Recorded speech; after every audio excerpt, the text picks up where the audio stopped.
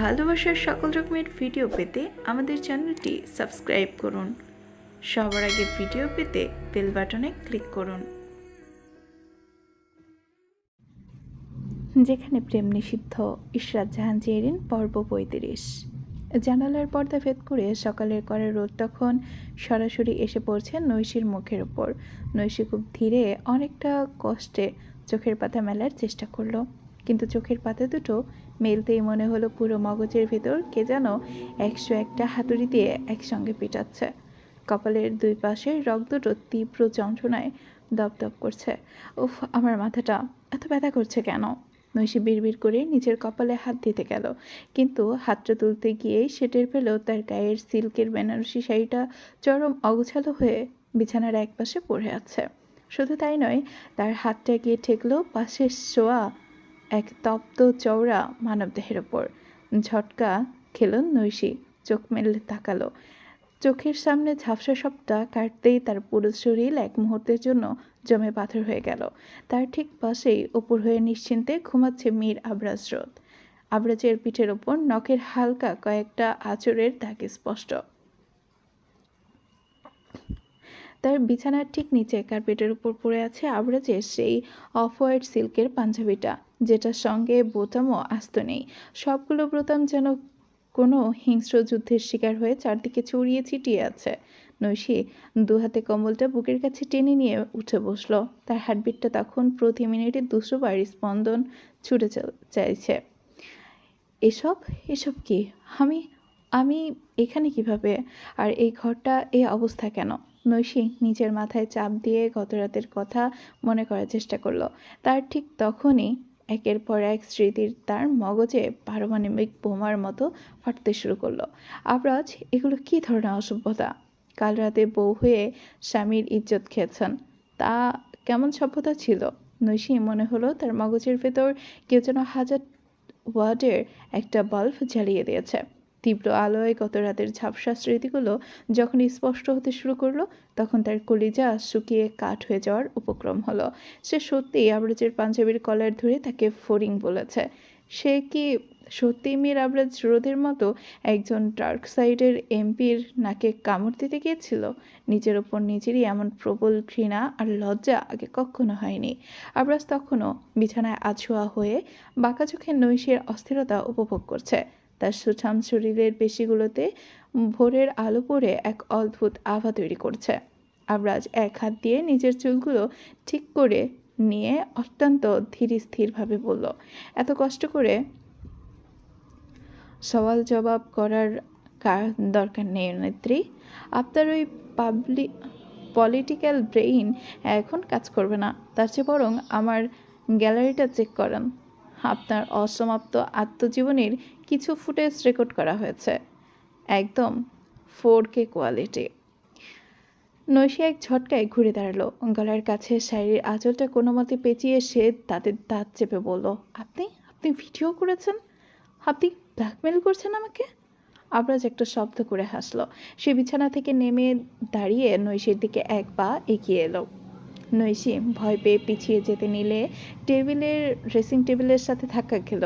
আবরাজ তার দুপাশে হাত দিয়ে নৈশিকে আয়নার সাথে এক প্রকার বন্দি করে ফেলল। ব্ল্যাকমেল?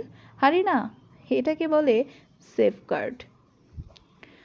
কোনোদিন সংসদে যখন আপনি আমার ওপর তর্জনী উঁচিয়ে দেশের নীতি নৈতিকতা নিয়ে বড় বড় ভাষণ দেবেন, তখন এই ভিডিওটা দেখলে আপনার বিপ্লবী কণ্ঠস্বরটা একটু কেঁপে উঠবে কি না, সেটাই পরীক্ষা করব। ২০ টাকার বউ তো কী হয়েছে, আপনার পারফরমেন্স তো দেখি ২০ কোটি টাকারও বেশি দামি। নৈশির গাল দুটো অপমানে আর লজ্জায় টকটকে লাল হয়ে উঠল। সে আবরাজের বুকের ওপর হাত রেখে তার ধাক্কা দেওয়ার চেষ্টা করলো, কিন্তু আবরাজের সেই পাথর কাটা শরীর এক চুলও নড়ল না। আপনি কোকে বিষ জাতীয় কিছু তরল মিশিয়েছিলেন, তাই না? আবরাজ নৈশির কানের কাছে মুখ নিয়ে ফিসফিস করে বলল, গত রাতে ওই কোকের বোতলে আমি বিষ মিশিয়েছিলাম কিনা জানি না, কিন্তু আপনি যে বিষাক্ত একটা নেশা ধরিয়ে দিলেন নেত্রী, সেটার অ্যান্টিডোটস কিন্তু আমার কাছেও নেই। আপনার এই নখের আঁচড়গুলো, এগুলো কি আমার পলিটিক্যাল লাইফের প্রার্থী হিসেবে ধরব? নৈশি মাথা নিচু করে নিজের ঠোঁট কামড়ে ধরল। তার চোখ দিয়ে দুফোঁটা নোনা জল গড়িয়ে পড়ল।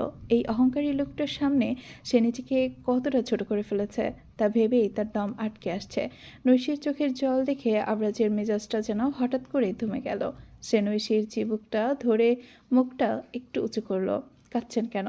ফুটকি কম হয়ে গেছে, নাকি বিরোধী দলের নেত্রীর ইগোতে চোট লেগেছে? গতরাতে চুরির মাল খেয়ে যে মাতলামিটা করেছেন সেটা অত্যন্ত সৎ ছিল।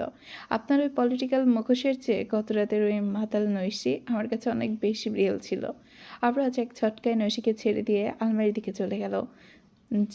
সে একটা নতুন ধবধবে সাদা পাঞ্জাবি বের করলো এবং তাচ্ছিল্যের সুরে বলল, দ্রুত ফ্রেশ হয়ে নিন। আরজান ভাইয়া অলরেডি ডাইনিং টেবিলে বসে গেছেন। এই মুখ নিয়ে নিচে গেলে সবাই ভাববে আমি বোধহয় আপনাকে সারা রাত টর্চার করেছি। যদিও ভিডিও দেখলে সবাই বুঝবে টর্চারটা আসলে কে কার উপরে করেছে। নৈশী ড্রেসিং টেবিলের আয়নায় নিজের বিধ্বস্ত চেহারাটার দিকে তাকালো।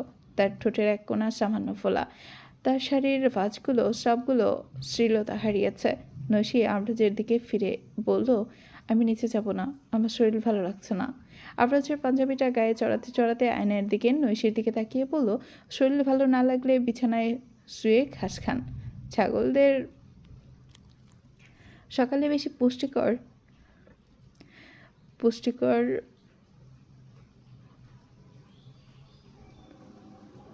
পুষ্টি দরকার হয়। তবে মনে রাখবেন নেত্রী, মীর আবরাজ রোদের ঘরে থাকতে হলে আপনাকে বাঘিনী হয়ে থাকতে হবে।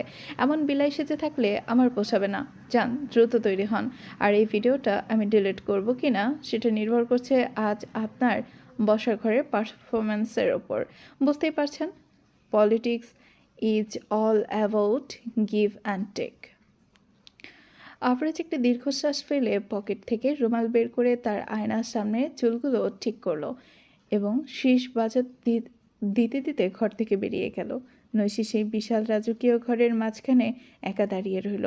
তার মাথার যন্ত্রণাটা যেন আরও বেড়ে গেল। এই লোকটা তাকে পাগল বানিয়ে ছাড়বে। সে একটা বালিশ তুলে সজোরে দরজার দিকে ছুঁড়ে মারল, কিন্তু ততক্ষণে আবরাজ করিডোরের দিকে দাপুটে পদক্ষেপে নিজের সাক্ষ্য রাজ্য জয়ের দিকে এগিয়ে গেছে। জমিদার বাড়ির দোতলার করিডোরে পেরিয়ে নিচে নামতেই বসার ঘরের চেনা শোরগোল কানে আসে। মেজখালার মেয়ের বিয়ে উপলক্ষে পুরো বাড়ি যেন এক জীবন্ত উৎসবের রূপ নিয়েছে।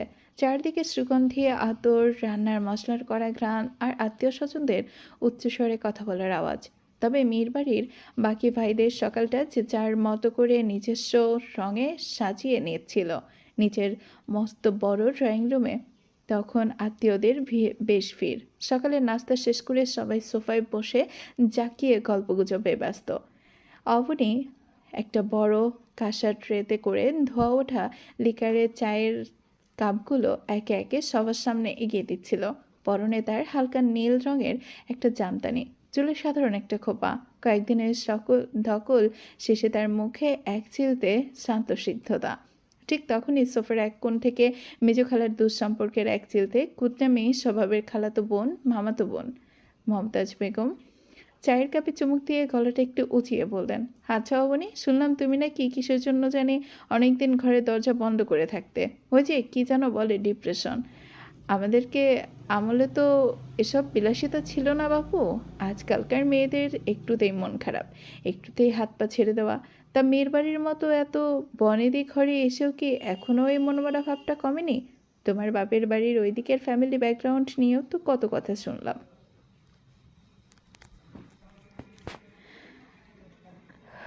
কথাটা শেষ হওয়ার আগেই ড্রয়িং রুমের প্রবেশদ্বারে একটি ছায়া এসে দাঁড়ালো। সেটার কেউ নয়, রাজ। পরনে তার অফ হোয়াইট রঙের শার্ট। সবাই ভাবলো রাজ হয়তো রেগে চিৎকার করবে, কিন্তু একজন সাইকিয়াট্রিস্ট যখন রেগে যায় তখন গলার আওয়াজ উঁচুতে তোলে না। রাজ অত্যন্ত ধীর পায়ে এগিয়ে এলো এবং অবনীর হাত থেকে চায়ের ট্রেটা নিজের হাতে নিয়ে সোজা মমতাজ বেগমের মুখোমুখি দাঁড়ালো। তার গলার স্বর এতটাই নিচু হলো যে পুরো ঘর এক মুহূর্তে স্তব্ধ হয়ে গেল। রাজ খুব ভদ্রভাবে হাসল। মমতাজ খালামণি, রাইট। আপনার অবনীর মানসিক স্বাস্থ্য নিয়ে এই গভীর উদ্বেগ দেখে আমি সত্যিই মুগ্ধ। আসলে মেডিকেল সায়েন্সের একটা ট্রাম আছে, প্রজেকশন। মানুষ যখন নিজের জীবনের চরম ব্যর্থতা, একাকিত্ব আর ভেতরের কুৎসিত রূপটা নিজে সহ্য করতে পারে না, তখন সে অন্যের ট্রমা বা অতীত নিয়ে ঘাটাঘাটি করে, সাময়িক আনন্দ পাওয়ার চেষ্টা করে। এটাকে এক ধরনের ক্রনিক মেন্টাল ডিসঅর্ডার বলা হয়। মমতাজ বেগম মুখের রং এক সেকেন্ডে ফ্যাকাশে হয়ে গেল। তিনি থতমত খেয়ে বললেন, আরে রাজ, আমি তো এমনিতেই। আমি জানি খালামণি। রাজ তাকে কথা শেষ করতে না দিয়ে আরও একটু ঝুঁকে বলল, আপনার এই বয়সে এসে অন্যের ব্যক্তিগত জীবন নিয়ে এত বেশি কৌতূহল হওয়াটা কিন্তু ডিমেনশিয়া বা মস্তিষ্কের কোষ ক্ষয়ের পূর্ব লক্ষণ হতে পারে। আমার ঢাকা চেম্বারে চলে আসবেন কোনো একদিন, আত্মীয় হিসেবে আপনাকে একদম ফ্রিতে থেরাপি দেব। আর হ্যাঁ, অবনী এই মেয়ের বাড়ির বউ, ওর বাপের বাড়ি কিংবা অতীত নিয়ে সস্তা মন্তব্য করার আগে নিজের প্রেশারটা একবার মেপে নিয়েন। স্ট্রোকের ঝুঁকি কিন্তু আপনার বয়সের সবচেয়ে বেশি। পুরো ড্রয়িং রুম তখন পিনপতন নীরবতা। মমতাজ বেগম লজ্জায় চায়ের কাপটা টেবিলের উপর রেখে ওড়না ঠিক করার বাহানায় ওখান থেকে উঠে ভেতরের দিকে প্রায় পালালেন। রাজ অবনীর দিকে তাকালো। অবনীর চোখে তখন কৃতজ্ঞতা আর ভালোবাসার দুফোঁটা জল চিকচিক করছে। রাজ চোখের ইশারায় তাকে আশ্বস্ত করে চায়ের কাপটা নিজের হাতে নিয়ে বলল, বউ, তোমার ডাক্তারের জন্য এক কাপ কড়া চিনি ছাড়া চা হবে? অবনী জবাব দিল না, কেবল মাথা নিচু করে হাসলো। মেজো খালার বাড়ির পেছনের কাঠের বারান্দায় একটা বেতের চেয়ারে পা তুলে বসেছিল মীর আফরিন প্রাণ। তার বহীয়মান অবাধ্য চুলগুলো কপালে এসে পড়ছে, আর সে অত্যন্ত মনোযোগ দিয়ে তার ফোনে একটি নতুন মিউজিক ভিডিওর কালার গ্রেডিং দেখছিল। ঠিক তখনই ওখান দিয়ে যাচ্ছিল মীর আরভিদের পরনে তখনও সকালের সেই অগোছালো ভাব, কিন্তু প্রাণের এই সাত সকালে সিরিয়াস মুড দেখে সে কোনোই দিয়ে তাকে একটা খোঁচা মারল। কিরে ডিরেক্টর, গ্রামের এত সুন্দর কাছের রোদের সকাল, চারদিকে এত সুন্দরী কাচিনদের মেলা, আর তুই মিয়া এখনো ওই ফোনের স্ক্রিনে নায়িকার মুখ লুকিং করছো। তোমার নিজের জীবনের ফ্রেমটা লক হবে কবে শুনি? প্রাণ ফোনটা একপাশে সরিয়ে আরভিদের দিকে তাকিয়ে ছোট ছোট করে চোখ করে তাকিয়ে বলল, আরভিদ, সবাইকে নিজের মতো ভাবিস না। তোর সকালটা কিভাবে কেটেছে সেটা তোর ওই কুচকে যাওয়া শার্ট আর আরজাল লাল হয়ে থাকা চোখ দেখলেই বোঝা যায়। So just back of. আমাকে আমার আর্ট নিয়ে থাকতে দে। বিয়ে করো ভাই, রাত জাগলে ভাবি আর তোমারও চোখ অমন লাল হয়ে থাকবে সকালে। আরভিদ একটা অট্টহাসি দিয়ে সেখান থেকে চলে যেতেই প্রাণের ফোনটা ভাইব্রেট করে উঠল। স্ক্রিনে ভেসে উঠল প্রত্যাশা নামটা, একটা টেক্সট মেসেজ। শুনলাম গ্রামে কাল রাত থেকে কালবৈশাখী ঝড় হয়েছে।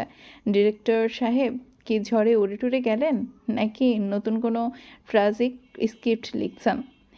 এখানে কিন্তু সকাল থেকে খুব মিষ্টি রোদ। আপনার পপুলারিটি আপডেট কি?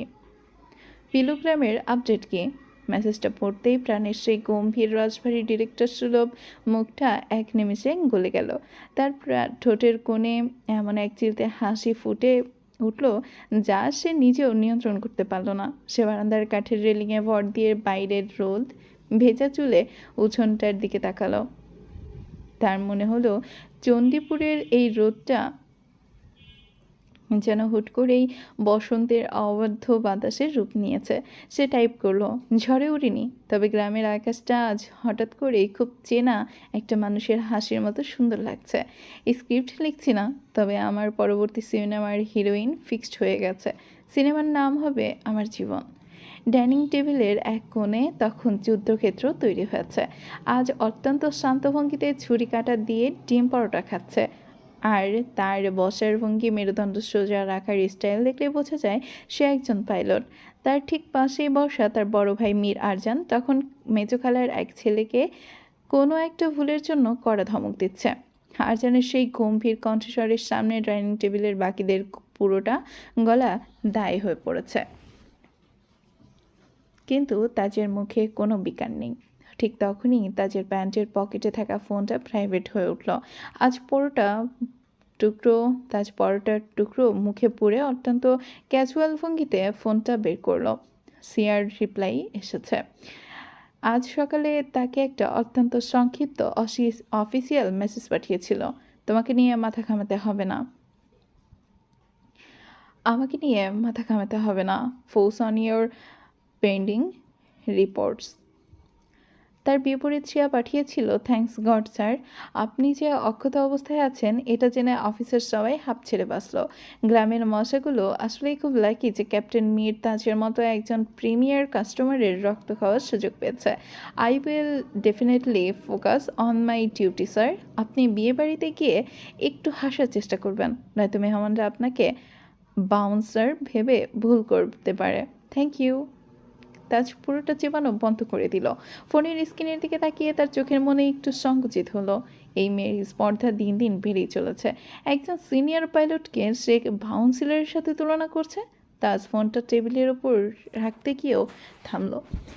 সেই পাথরের মতো শক্ত আর গম্ভীর ঠোঁটের কোণে একটা অত্যন্ত শুকনো হাসি ফুটে উঠল। আজান ভাইয়ের থমকানো তখনও থামিনি, কিন্তু সে আর চোখে তাজের সেই বিরল পরিবর্তনটা লক্ষ্য করলো। আরজান থমকানো থামিয়ে তাজের দিকে তাকিয়ে চিবুক উঁচিয়ে বললেন, কী রে তাজ, কার মেসেজ দেখে তোর ওই মরুভূমির মতো মুখে একটু বৃষ্টির ছাড় দেখা যাচ্ছে? এয়ারফোর্সের নতুন কোনো যুদ্ধ বিমান অর্ডার করলি নাকি? তাজ এক সেকেন্ডে নিজের মুখের অবয়বটা সেই বরফ শীতল মোটে নিয়ে গিয়ে বলল, কিছু না ভাইয়া, জাস্ট অফিসের একটা স্টুপিড ফাইল নিয়ে ঝামেলা হচ্ছে। আজের মনে মনে হাসলো।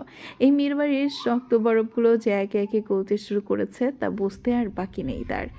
বড় ভাইয়ের চোখ এড়িয়ে ফোনটা আবার হাতে নেওয়া তার মতো সুশৃঙ্খল মানুষের জন্য এক প্রকার ক্রাইম, কিন্তু শেয়ার ওই মেসেজের তার মগজের কোথাও একটা শুকনো সুড়সুড়ি দিচ্ছে। তাজ আঙ্গুল চালিয়ে টাইপ করলো, তোমার রসবোধের প্রশংসা করা যেত যদি সেটা কাজের ক্ষেত্রে থাকতো সিয়া। বাউন্সিলরের সাথে তুলনা করার জন্য সোমবার অফিসে তোমার জন্য একটা স্পেশাল ডিল অপেক্ষা করছে। অ্যান্ড ফর ইয়োর ইনফরমেশন, মশা আমাকে নয়, বরং আমি মশাগুলোকে আমার এরিয়া থেকে ডিসচার্জ করছি। মেসেজটা পাঠিয়ে তাজ ফোনটা টেবিলের উপর উপুড় করে রাখলো। তার ধারণা ছিল সিয়া হয়তো এবার ভয় পাবে।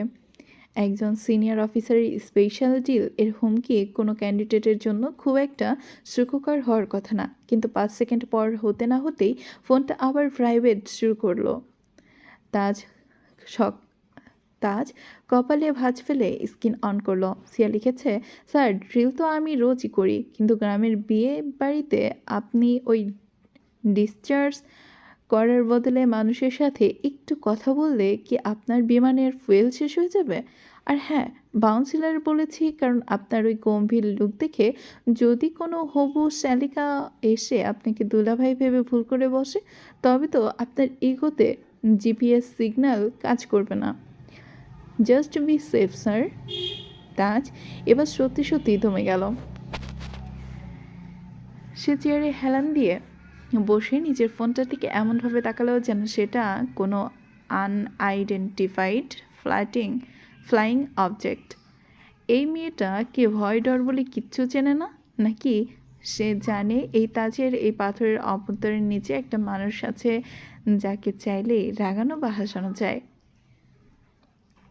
তাজ এবার একটু কড়া হওয়ার চেষ্টা করে লিখল, সিয়া লিমিট ক্রস করবে না। আমি এখানে ফ্যামিলি ফাংশনে আছি। Don't disturb me with your silly jokes. Focus on your reports. That's an order.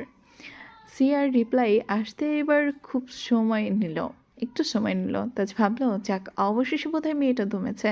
সে একটা ঢোক গিলে পানি খেয়ে ডাইনিং টেবিল থেকে ওঠার প্রস্তুতি নিল। ঠিক তখনই স্ক্রিনটা জ্বলে উঠল। কোনো টেক্সট নয়, সিয়া একটা ছবি পাঠিয়েছে। সিয়ার নিজের কাজের অফিসের ডেস্কে বসে আছে সে, সামনে ফাইলের স্তূপ, তার মাথায় একটা বড় আকারের এলিভেটর চশমা, আর মুখটা এমনভাবে ফুলিয়ে রেখেছে যেন সে খুব সিরিয়াস একটা মিশনে আছে। নিচে ক্যাপশন, বিমানবালা হয়েও রিপোর্ট ফোকাস করছি স্যার, কিন্তু আপনার ওই অর্ডার দেওয়ার স্টাইল মনে পড়লেই আমার কলমটা কেমন যেন লুপ দিয়ে আকাশে উঠতে চাইছে। বাই দ্য ওয়ে স্যার, গ্রামের ওই সিলি বিয়ে বাড়ির বিরিয়ানিটা কি আমার জন্য পার্সেল করা সম্ভব? আপনার ড্রিলের এনার্জি পেতে ওটা খুব দরকার। নিজের ঠোঁটের কোণে এবার তার নিয়ন্ত্রণ মিলল না। এই মেয়েটা জাদুকর নাকি কোনো ভাইরাস। তার মতো একজন ডিসিপ্লিন পাইলটকে সে গত 10 মিনিটে 3বার হাসিয়ে দিয়েছে। যদিও রাগের কারণেই হাসি পাচ্ছে, সে আবার টাইপ করলো, বিরিয়ানি চাইলে কিনে খাও, আর হ্যাঁ, ওই চশমাটা তোমার মাথায় তুলনায় অনেক বড় লাগছে, ওটা সরিয়ে রিপোর্টে মন দাও। সিয়ার তৎক্ষণাৎ উত্তর, চশমাটা বড় কারণ ওটা আপনার সিগনেচার স্টাইল স্যার। আপনার কপি করার চেষ্টা করছি যাতে বাউন্সার না হয়ে লিডার হতে পারি। Anyway sir, enjoy the wedding. আমি রিপোর্টে ডুব দিলাম। আর হ্যাঁ, একটু হাসবেন প্লিজ, গ্রামের রোদটা আপনার হাসির অভাবে ফিকে হয়ে যাচ্ছে। তাজ আর কোনো রিপ্লাই দিল না। সে ফোনটা পকেটে পুরে টেবিল থেকে উঠে পড়ল। পাশ থেকে আরজান বলল, ফাইলটা তো বেশ ইন্টারেস্টিং মনে হচ্ছে রে তাজ। যার কারণে মরুভূমিতে রোদ উঠেছে। বিয়ের অনুষ্ঠান শেষ করে যাওয়ার সময় ওই ফাইলটা আমাকে একবার দেখাস তো, আমি একটু ভেরিফাইড করে দেব। তাজ থতমত খেয়ে গেল। সে সোজা হয়ে দাঁড়িয়ে শুধু বলল, জি জি ভাইয়া, আই মিন না ভাইয়া, ওটা স্টুপিড একটা বিমানবালা। আর যেন হাসতে হাসতে করিডোর দিয়ে এগিয়ে গেলেন। তাজ ডাইনিং হলের বড় আয়নাটার সামনে দাঁড়িয়ে একবার নিজের প্রতিচ্ছবি দেখল। সে কি সত্যি বাউন্সিলারের মতো গম্ভীর হয়ে থাকে? সে অবচেতনেই আয়নার দিকে তাকিয়ে নিজের মুখটা একটু স্বাভাবিক করার চেষ্টা করলো। ঠিক তখনই তার কানে শিয়ার শেষ লাইনের প্রতিধ্বনি হলো, গ্রামের রোদটা আপনার হাসির অভাবে ফিকে হয়ে যাচ্ছে। তাজ একটা দীর্ঘশ্বাস ফেলে আয়না থেকে চোখ সরালো। তাজ বুঝতে পারলো আকাশের 1000 ফুট উপরে বিমান চালানো হয়তো সহজ, কিন্তু সিয়ার মতো একটা অবাধ্য আর চঞ্চল বিমানবালার টেক্সট মেসেজের মোকাবেলা করা পৃথিবীর সবচেয়ে কঠিন রণকৌশল। সে নিজের অজান্তেই বিড়বিড় করে বলল, স্টুপিড মেয়ে একটা। চলবে, কেমন হয়েছে জানাবেন অবশ্যই। Thank you for watching.